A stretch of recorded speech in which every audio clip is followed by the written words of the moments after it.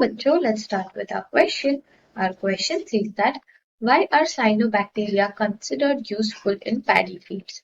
तो सबसे पहले हम हमारे इस क्वेश्चन का की कॉन्सेप्ट जान लेते हैं।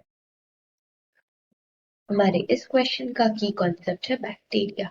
यदि हमें बैक्टीरिया के बारे में अच्छी नॉलेज होगी तो हम ये क्वेश्चन बड़ी आसानी से सॉल्व कर लेंगे।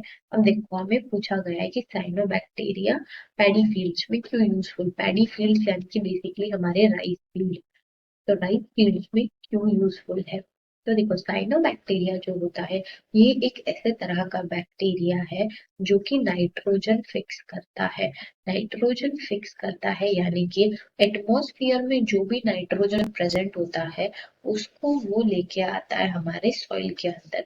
तो एटमॉस्फेयर का नाइट्रोजन सॉइल के अंदर लेके आता है और फिर हमारे जो प्लांट्स होते हैं वो सॉइल में से नाइट्रोजन लेते हैं।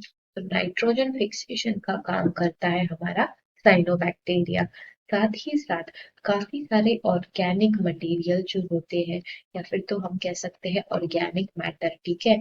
तो ऑर्गेनिक मैटर को भी ऑर्गेनिक मैटर, ठीक है, तो ऑर्गेनिक मैटर को भी सॉइल में लाने का काम करता है हमारा cyanobacteria.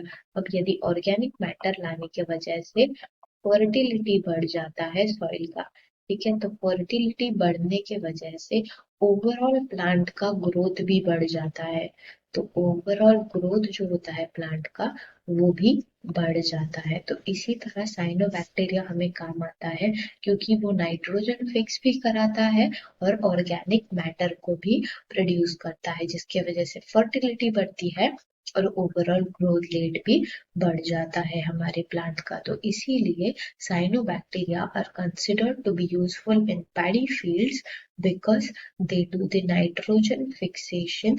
They bring these nitrogen from the atmosphere to the soil, which is then taken up by the plants, and also they produce organic matter which increases the fertility of the soil, and due to which the overall growth rate of the plant increases.